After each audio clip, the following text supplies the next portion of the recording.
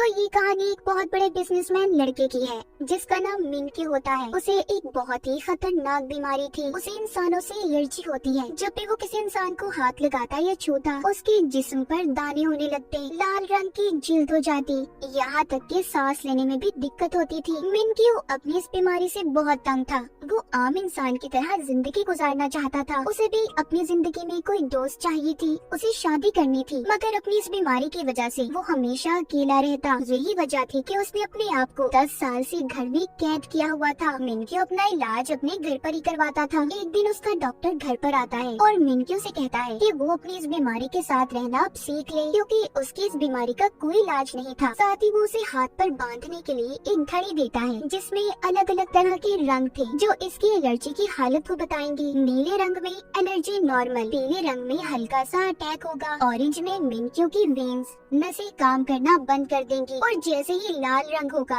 वो कुछ ही देर में मर जाएगा। एक दिन एक साइंटिस्ट मिनक्यू से राब्ता करता है जिसका नाम होंग था। वो बताता है कि उसने अपनी टीम के साथ मिलकर एक रोबोट तैयार किया है जो कि बिल्कुल एक इंसान की तरह काम करेगी। मिनक्यू अगर उसे हाथ भी लगाएगा उसे एलर्जी का अटैक नहीं होगा। साइंटिस्ट होंग उसे इस रोबोट की कीमत $100 बिलियन बताता है। अब अगले दिन जब मिनक्यू लैब में जाकर उस रोबोट को देखता है जिसे देखकर वो हैरान हो गया था। उस रोबोट को एक बहुत ही खूबसूरत लड़के की शक्ल देकर बनाया गया था। जब मिनक्यू उसे हाथ लगाता है तो उसे कुछ भी नहीं होता। ये देखकर तो वो खुश हो गया था। वो रोबोट इसको अपना नाम AJ3 बताती है। मिनक्यू इसे AJ3 रोबोट को खरीदने के लिए तैयार था और बहुत सारे पैसे इस रोबोट पर लगा देता है। अगले दिन जब साइंटिस्ट इस रोबोट को टेस्ट कर रही थी तो एक साइंटिस्ट सोडा की बोतल को उछाल देता है जिसमें से एक बूंद इस AJ3 के अंदर गिर जाती है। बहुत बड़ा शॉर्ट सर्किट हो गया था और उस रोबोट का प्रोसेसिंग सिस्टम खराब हो जाता है जिससे वो चला करती थी। ये देखकर सारी टीम बहुत ज्यादा परेशान थी क्योंकि अगले दिन AJ3 को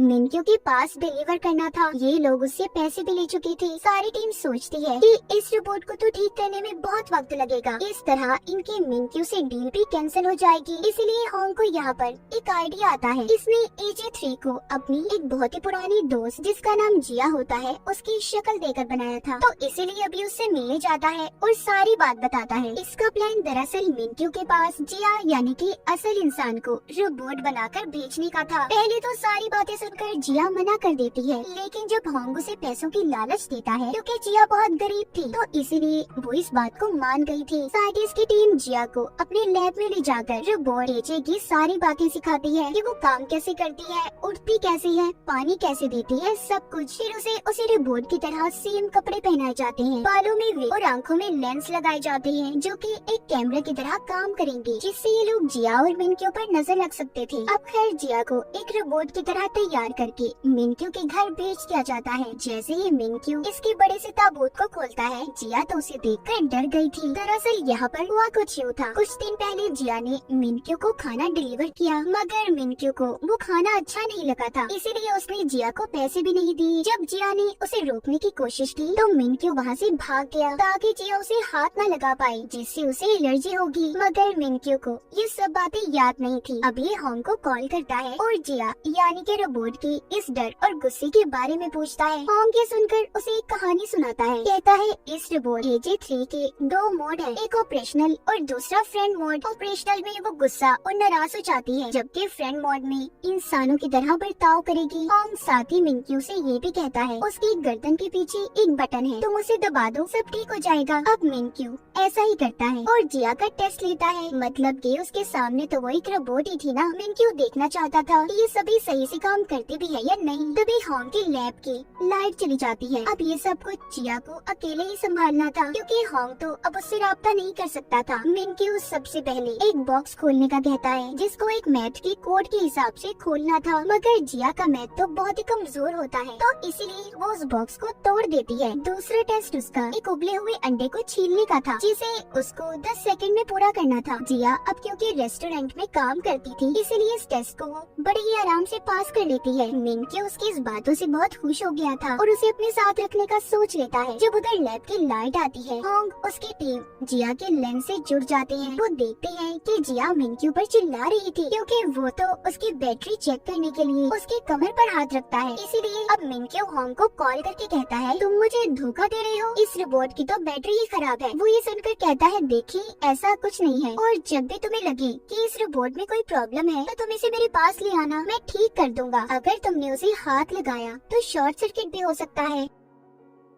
अब इसके बाद मिनक्यू जब अपने किचन में पानी पीने जाता है तो एकदम से उसका सांस बंद हो गया था। जिया भागकर उसके पास आती है और उसकी कमर थपथपाती है, जिससे वो कुछ ही देर में ठीक हो गया था। वो उससे पूछता है कि तुमने मेरी ऑर्डर हुक्म के बगैर ये काम कैसे किया। वो बताती है मेरे अंदर बहुत से फंक्शंस हैं जिनकी मदद से मैं खुद भी काम कर सकती हूँ। यहाँ पर मिनक्यू जिया को जो पहली बार हाथ लगाता है तो हैरानी की बात ये थी उसे कुछ भी नहीं होता, कोई एलर्जी नहीं। हालांकि जिया असल में तो आम इंसान ही थी ना, बस उसकी नजरों में एक रोबोट होने का नाटक कर रही थी। रात को होम जिया को बैटरी ठीक करने के बहाने लैब में ले आता है, जहाँ पर वो उसे कहता है कि तुम जानती भी हो तुम हम सबको फंसाने वाली थी। अगर मिनक्यू सच्चाई जान जाता तो क्या होता। इस बात पर जिया को गुस्सा आता है। वो समझती है कि उसने अपना काम सही से नहीं किया, इसीलिए वो लैब से चली जाती है। जिसके बाद होंग और उसकी टीम को ये बात पता चलती है कि AJ3 रोबोट को ठीक करने के लिए अफ्रीका में भेज दिया गया है, जहाँ पर उसे 2 हफ्ते और लग सकते हैं। उसी वक्त होंग को मिनक्यू की कॉल आती है जो कहता है कि मुझे तुम्हारा बनाया हुआ रोबोट AJ3 बहुत पसंद आया, मैं इसे 1 महीने के लिए लेना चाहता हूँ। होंग को कुछ समझ नहीं आती कि अब वो क्या करेगा, इसीलिए वो जिया को वापस बुलाता है और कहता है कि कुछ दिन और तुम्हें रोबोट बनकर मिनक्यू के सामने रहना होगा। इसके बदले में वो उसे ज्यादा पैसे देने की लालच भी देता है और कहता है कि हर रात तुम्हें चार्ज करने के बहाने हम लैब में ले आएंगे। ये सब बातें सुनकर जिया फिर से रोबोट बनने के लिए तैयार थी। एक दिन जिया बाथरूम में जाती है, बाथरूम को मिनक्यू के महंगे परफ्यूम से साफ कर रही थी। तभी उधर मिनक्यू आ जाता है और उसे इस तरह देखकर कहता है कि रोबोट तो पानी के पास नहीं जा सकते, तो तुम ये सब कैसे कर रही हो। जिया रोबोट की तरह उसे जवाब देती है कि मैं एडवांस रोबोट हूँ जो हर काम कर सकती हूँ। तभी मिनक्यू जब मुड़ने लगता है तो वो जिया के मुंह पर आते पसीने को नोटिस करता है। ये देखने जब वो दोबारा पीछे मुड़ता है तो तभी उसका पाँव साबुन के ऊपर आ गया था, जिससे वो फिसल जाता है और उसकी कमर में चोट लग गई थी। इस तरह एक दिन जिया सफाई करते हुए मिनक्यू के ताश के पत्तों का बना हुआ घर खराब कर देती है, जिसको बनाने में उसे 10 साल लगे थे।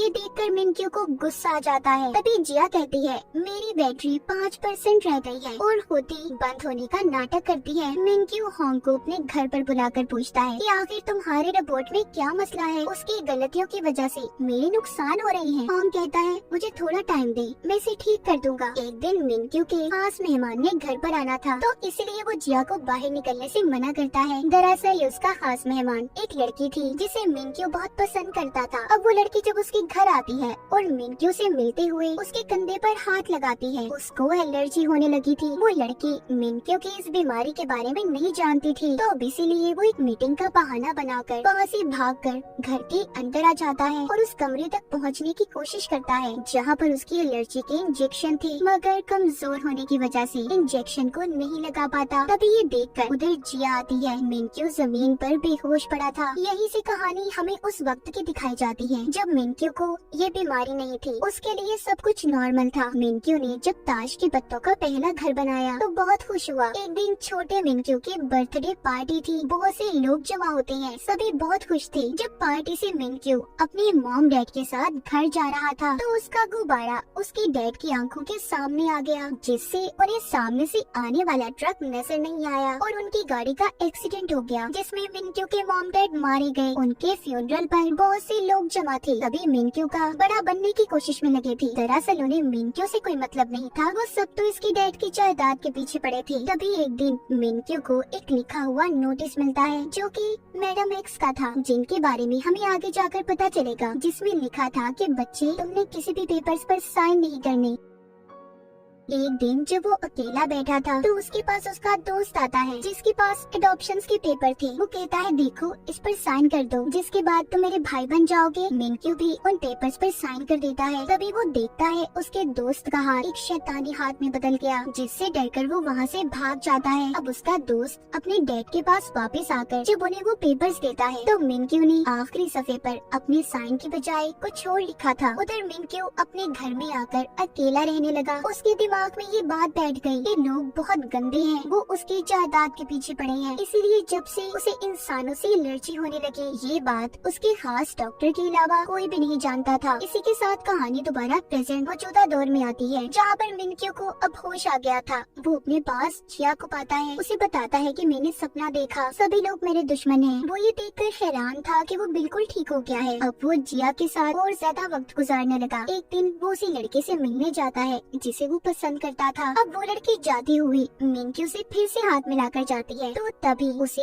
एलर्जी हो गई थी। वो अपना इंजेक्शन निकालकर लगाने की कोशिश करता है, मगर फिर सोचता है कि आखिर वो कब तक ऐसे जिंदगी गुजारता रहेगा, इसीलिए वो अपने इंजेक्शन को पानी में फेंकने जाता है। तभी जिया उसके पास आती है और ये क्या, उसकी एलर्जी खत्म हो गई थी। बिना किसी इंजेक्शन को लगाए बगैर उसकी घड़ी का टेम्परेचर भी नॉर्मल नीले रंग पर आ जाता है। जब ये वापस घर जा रहे होते हैं तो मिनक्यू एक आदमी से टकराकर गिर गया था, मगर इसे तब भी कुछ नहीं होता। ये सब देखने के बाद तो उसे अपने ऊपर यकीन ही नहीं आता कि वो ठीक हो गया है। इसीलिए अब वो ये देखने के लिए कि वो ठीक है या नहीं, वो जिया को लेकर लोगों के भीड़ में जाने का फैसला करता है, जो उसने कभी भी अपनी जिंदगी में नहीं किया था। जब दोबारा से वो एक बच्चे से टकराता है तब भी उसे कुछ नहीं होता। एक बार फिर जब उसे एक आदमी हाथ लगाता है, इस बार भी उसे कुछ नहीं हुआ था। वो अपने डॉक्टर को कॉल करता है और कहता है कि मैं बिल्कुल ठीक हो गया हूँ। तभी एक आदमी जब इससे टकरा जाता है, यहाँ पर जिया भी उसके साथ नहीं थी। मिनक्यू की एलर्जी दोबारा शुरू हो जाती है। जब ये दूर खड़ी जिया की तरफ देखता है तो ठीक हो जाता है। कॉल पर मिनक्यू डॉक्टर से कहता है कि कोई तो है जिसे जब मैं देखता हूँ ना तो ठीक हो जाता हूँ। ये सब सुनकर डॉक्टर भी हैरान थी। मिनक्यू भागकर जिया के पास जाता है और कहता है कि मैं तुम्हारे लिए दुनिया की सबसे बड़ी बैटरी खरीदूंगा, तुम हमेशा मेरे पास रहोगी। घर आकर वो सब कुछ दोबारा से डॉक्टर को बताता है। डॉक्टर कहते हैं मिनक्यू मैं हैरान हूँ कि तुम बिना इंजेक्शन के ठीक हो गए। अब मिनक्यू जहाँ पर भी जाता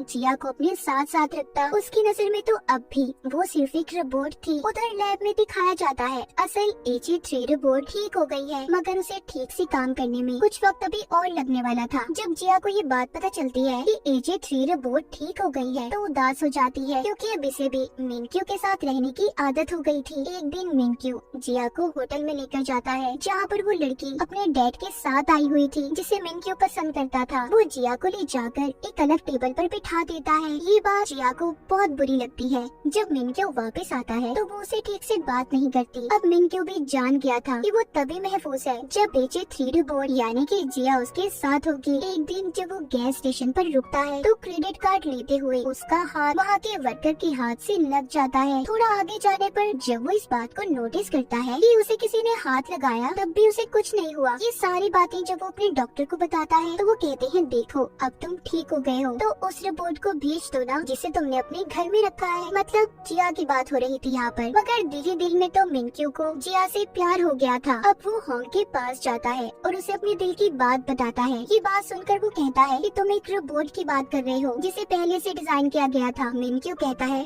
फिर मैं क्या करूँ, मैं पागल हो रहा हूँ, कैसे भुलाऊं मैं उसकी यादों को। वो कहता है एक रास्ता है, मैं उस रोबोट की सारी यादों को डिलीट कर दूंगा जिससे वो सब कुछ भूल जाएगी और तुम भी कहीं और चले जाना। अब आखिरी बार जिया को AJ3 रोबोट बनाकर मिनक्यू के पास भेजा जाता है। दोनों एक दूसरे को देखते हैं। बाहर बहुत ज्यादा बर्फबारी हो रही थी। आखिरी बार ये दोनों बाहर घूमने जाते हैं, फिर वापस से घर आ गए थे। मिनक्यू जिया का शुक्रिया करता है कि उसने उसे ठीक कर दिया। फिर वो अपने गले से अपनी मॉम का दिया हुआ लॉकेट उतार कर पहना देता है। फिर उसके गले लगकर रीसेट का बटन दबाकर बहुत रोता है। उधर AJ3 रोबोट को भी ये बात पता चल गई थी कि मिनक्यू का फोल्डर डिलीट हो गया है। दोनों रात को एक दूसरे को याद करके बहुत रोते हैं। जिया इतना रोती है कि बीमार हो गई थी। अगली सुबह दोनों अपनी जिंदगी की नई शुरुआत करते हैं। जिया अपनी नानी के घर जाने के लिए तैयार थी। जब वो ट्रेन में बैठी थी तो इत्तेफाक से उसी ट्रेन में मिनक्यू आता है जिसने जिया को देख लिया था। वो सोचता है कि इस लड़की की शक्ल तो बिल्कुल AJ3 रोबोट जैसी है। दोनों एक दूसरे के आमने सामने बैठे थे पर बात तक नहीं करते क्योंकि जिया को मिनक्यू के साथ बोलने से मना किया गया था। अब ये हॉन्ग को कॉल करता है और बताता है कि मैंने तुम्हारे रोबोट जैसा एक चेहरा देखा। वो कहता है हाँ, मैंने उस रोबोट को अपनी खास की शक्ल दी थी। तो मिनक्यू कहता है क्या मैं उस इंसान से बात कर सकता हूँ? वो कहता है नहीं। इतना कहकर कहकर उसने कॉल को काट दिया था। मिनक्यू को यहाँ पर शक हो जाता है, इसलिए वो जिया का पीछा करता वहाँ तक आ गया था जहाँ पर ये नौकरी करती और अपनी नानी के पास रहने वाली थी। उसकी नानी का एक होटल था। सब चले गए थे मगर मिनक्यू बैठा उसका इंतजार कर रहा था। जिया तंग आकर उसके पास जाकर बताती है कि हाँ, मेरा ही चेहरा AJ3 को दिया गया, इसके बदले मुझे बहुत से पैसे दिए गए थे। ये सब बताकर वो उसे वहाँ से जाने का कहती है मगर मिनक्यू अब इसके पास ही रहना चाहता था। कुछ दिन में उसकी जिया की नानी के साथ भी दोस्ती हो गई थी और वो जिया के साथ वो सब बिताए पल गुजारता है जो इसकी नजर में उसने AJ3 रोबोट के साथ गुजारे थे। एक दिन जब वो वापस आया तो देखता है जिया उधर होटल में नहीं थी, वो अपनी नानी के घर से जा चुकी थी। अब वो उसे पागलों की तरह यहाँ वहाँ ढूंढता है। तभी वो उसे समंदर के किनारे बैठी हुई मिलती है। उसकी नजर जिया के गले में उस लॉकेट पर जाती है जो उसने AJ3 रोबोट को पहनाया था। जिया उससे वो हार छुपाने की कोशिश भी करती है मगर मिनक्यू ने उसे देख लिया था। उसकी हालत बहुत खराब थी। उसे समझ आ जाती है कि उसके साथ बहुत बड़ा धोखा हुआ है। उसकी एनर्जी लाल रंग पर पहुंच गई थी जो ऐसा इसके साथ कभी नहीं हुआ था। वो जमीन पर गिर जाता है। उसके बचने के चांसेस भी बहुत कम लग रहे थे। तभी उधर होंग और डॉक्टर आ जाते हैं जो इसे इंजेक्शन लगाते हैं और घर ले आए थे। उसका इलाज किया जाता है। यहाँ पर जिया मिनक्यू से मिलकर उसे सब कुछ बताना चाहती थी मगर डॉक्टर उसको मना करते हैं। जब मिनक्यू ठीक हो जाता है तो उसके पास उसका एक खास असिस्टेंट आया था जो उसको जिया और होंग की कंपनी के खिलाफ केस करने का कहता है कि उन्होंने उसे धोखा दिया। यहाँ पर हमें ये भी पता चलता है कि वो असिस्टेंट दरअसल जिया का भाई था। उसने जिया के इस धोखे के बाद मिनक्यू के पास से नौकरी छोड़ दी थी। अब मिनक्यू होंग की टीम के पास जाता है और उसे अपने साथ धोखा करने के जुर्म में उनके लैब को खाली करवा देता है। उधर जिया भी मिनक्यू के लिए खाना बनाने में मसरूफ थी। वो रोज उसके लिए खाना बनाकर ले जाने लगी थी लेकिन मिनक्यू को उस पर बहुत गुस्सा था। वो उसका खाना रोज कचरे के डब्बे में फेंक देता। जिया उससे कहती है तुम जो मर्जी करो, मैं रोज तुम्हें खाना देने आऊंगी। मिनक्यू जब रात को सोने लगा था तो उसे जिया की याद सता रही थी। वो बाहर अपने नौकर के पास जाता है जो आग जलाकर बैठा हुआ था। वो उससे पूछता है कि तुमने भी मुझसे कोई झूठ बोला है तो अभी बता दो। नौकर जवाब देता है कि नहीं, मगर हर इंसान अपनी जिंदगी में कोई ना कोई झूठ लाजमी बोलता है। अगली सुबह दिखाया जाता है जब जिया मिनक्यू के लिए खाना ला रही थी, रास्ते में एक बच्चा आ जाता है जिस वजह से उसकी बाइक का एक्सीडेंट हो गया था और उसके हाथ पर चोट लग जाती है। अब मिनक्यू के पास जिया जो वक्त पर नहीं पहुंचती तो वो बेचैन हो जाता है क्योंकि दिल ही दिल में तो वो उसे बहुत चाहता था। अब जिया दिन में आने की बजाय रात को आती है। रूटीन की तरह उसके टेबल पर खाना सेट करती है और जाने लगी थी कि तभी उधर मिनक्यू आता है। कहता है कि तुम मुझसे झूठ बोलकर और धोखा देकर कितनी खुश नजर आती हो ना। जिया कहती है मेरी बात तो सुनो, मैं तुम्हें बहुत कुछ बताना चाहती हूँ। मगर मिनक्यू कोई भी बात सुनने के मूड में नहीं था और गुस्से से गिलास को तोड़ देता है जिसका कांच जिया के हाथ पर आकर लगा था। उसके हाथ से खून आने लगता है मगर फिर भी वो मिनक्यू से माफी मांगती है और चली जाती है। सुबह को मिनक्यू के घर जिया की दोस्त आती है। उसे समझाने की कोशिश कर रही थी। कहती है कि देखो अपनी जिद छोड़ दो, नहीं तो अपनी यादों में ही कैद होकर अकेले रह जाओगे। जिया होंग की टीम के साथ ऑस्ट्रेलिया जाने वाली है, उसे रोक लो। मिनक्यू जिया के दोस्त के सामने तो नॉर्मल होने का नाटक करता है मगर मन ही मन में वो परेशान हो रहा था। सुबह होते ही जब वो उस जगह पर जाता है जहाँ पर जिया रुकी हुई थी तो वहाँ पर वो होंग की टीम के लोगों को देखता है मगर वो अपनी गाड़ी लेकर वहाँ से चला गया था और वापस अपने घर आ जाता है जहाँ पर आकर वो टीवी में खबर सुनता है। उसे पता चलता है कि आज 70 सितारे आसमान पर टूटे नजर आएंगे। जब वो अपनी छतरी बदलने जाता है तो उसे जिया की छतरी मिलती है। इसे देखकर वो दोबारा से अपनी और जिया की प्यार भरी यादों में गुम हो जाता है। उधर AJ3 रोबोट भी सही से काम करने लग गई थी। मिनक्यू ने भी अब जिया से मिलने का फैसला कर लिया था क्योंकि वो जान चुका था कि वो उसके बगैर नहीं रह सकता। वो एक चट्टान पर जिया से मिलने जाता है जहाँ पर जिया उसे बताती है मैंने रोबोट बनने का नाटक किया, तुम एक रोबोट के साथ नहीं बल्कि एक इंसान के साथ अपना वक्त गुजार रहे थे। तभी मिनक्यू को AJ3 यानी कि जिया के साथ बिताए हुए पल याद आते हैं।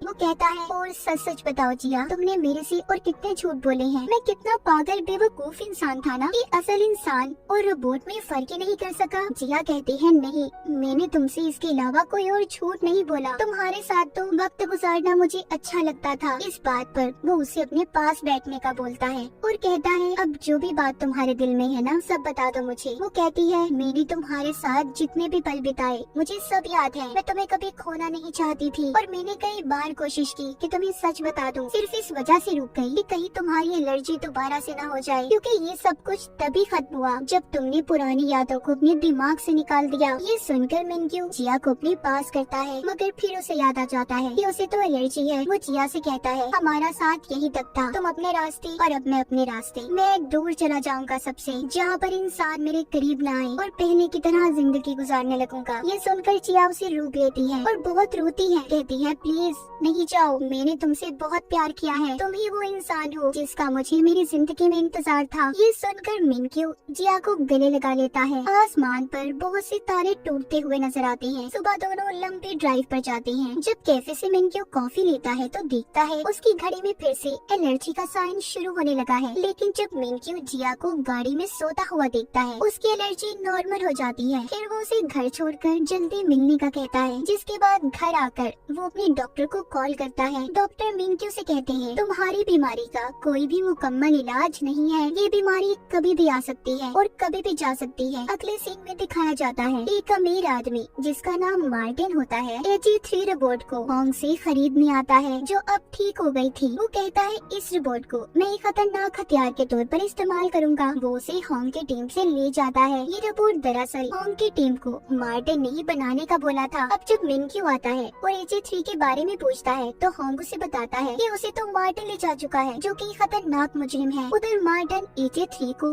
एक बड़े से ताबूत में ले जाने के लिए तैयार था। जब वो उस ताबूत को खोलता है तो उसमें रोबोट नहीं थी। दूसरी तरफ वो AJ रोबोट को हम शहर में घूमता हुआ देखते हैं, जिसके पास ना ही कोई यादें थी और ना ही उसे अपने बारे में कुछ पता था। अब मिनक्यू भी अपने घर वापस आ गया था, जहाँ पर उसे छोटा सा क्यूट रोबोट हाई करता है। वो देखता है उसके किचन में जिया और होंग की टीम मिलकर खाना बना रही है। जिया उसे अपने जाने का बताती है, जो सुनकर मिनक्यू उदास हो गया था और बहाने लगाने लगता है। कहता है कि आज मौसम बहुत खराब है, उन्हें यहीं पर रुक जाना चाहिए। उधर बाहर हम AG3 रोबोट को देखते हैं, जो अपने अंदर सेव वीडियोस को देख रही थी। एक मार्टिन की वीडियो जिसमें वो कहता है कि वो उसे एक खतरनाक हथियार के तौर पर इस्तेमाल करेगा, जबकि दूसरी वीडियो वो होंग की टीम की देखती है, जिसमें सब कहते हैं, तुम एक फ्रेंडली रोबोट हो, इंसानों की दोस्त बनोगी। अब यहाँ पर AJ3 मार्टिन की वीडियो को अपने अंदर से डिलीट करके होंग की टीम की वीडियो को रख लेती है, यानी कि उसने अपने दिमाग में इंसानों से दोस्ती बिठा ली थी। अगले सीन में हम मिनक्यू को मैडम एक्स से मिलते हुए देखते हैं। ये वही लेडी थी जिन्होंने बचपन में मिनक्यू को नोट लिखा था कि किसी पेपर पर साइन मत करना। ये हर वक्त उसकी मदद किया करती थी। अब ये से बताती है, मार्टिन एक बहुत ही खतरनाक आदमी है, अगर हमने उसे पकड़वा दिया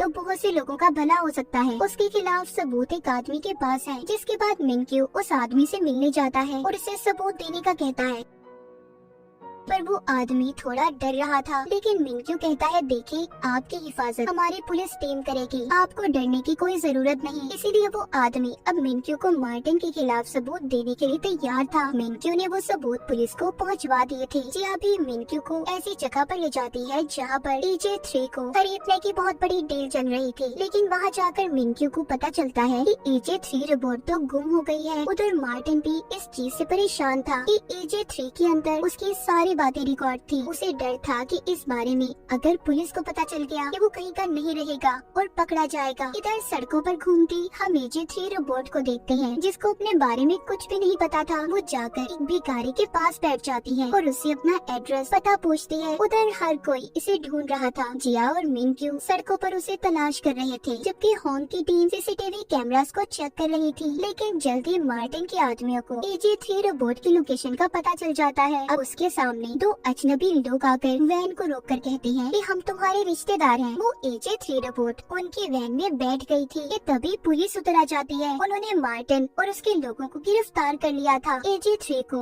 होंग की टीम अपने लैब में वापस ले आती है। तभी बहुत खुश थी कि उन्होंने रोबोट को ढूंढ लिया और गलत हाथों में जाने से बचा लिया। जिया और मिनक्यू घर वापस आकर बहुत खुश थे। होंग की टीम और सब मिलकर बैठकर खाना खाते हैं, जहाँ पर बैठे ये AJ3 रोबोट की वीडियोस देख रहे थे। जब वो बाहर इंसानों से मिली, AJ3 ने बहुत अच्छा काम किया था। होंग इन्हें बताता है कि मैं इसका चेहरा बदलने वाला हूँ। उस रात सब मिलकर आखिरी बार उसे अलविदा बोलते हैं। अब मिनक्यू भी मीडिया के सामने अपने बारे में सब बता देता है कि उसे इंसानों से एलर्जी है, लेकिन वक्त के साथ साथ सब ठीक हो रहा है। वो उन सबका शुक्रिया अदा करता है जिनकी वजह से वो ठीक हुआ था। जिया और होंग की टीम वो ये भी बताता है कि वो एक AI रोबोट पर बहुत से पैसे खर्च करने वाला है। इतना बताते ही उसकी मार्केट के शेयर इंजीनियर्स आसमानों से बातें करने लगे, अपनी जिंदगी के सही फैसले लेकर। वो बहुत खुश और इत्मीनान नजर आ रहा था। वो जिया को कॉल करता है और रात को खाने पर मिलने का कहता है। अब वो जिया को बताता है कि तुम्हारा भाई अब भी मेरे पास नौकरी नहीं करना चाहता, वो इस्तीफा देने को तैयार है। जिया अब अपने भाई से मिलती है और उसकी बीवी के सामने बात करती है, जिस पर उसकी बीवी उसे नौकरी छोड़ने से मना करती है। अगली सुबह जिया का भाई मिंक्यू के पास जाकर माफी मांगता है और अपना इस्तीफा भी उसने वापस ले लिया था। इसके बाद कहानी कुछ वक्त बाद की दिखाई जाती है। और अब एक नया AI रोबोट लॉन्च करने वाला था। उधर जिया का भाई भी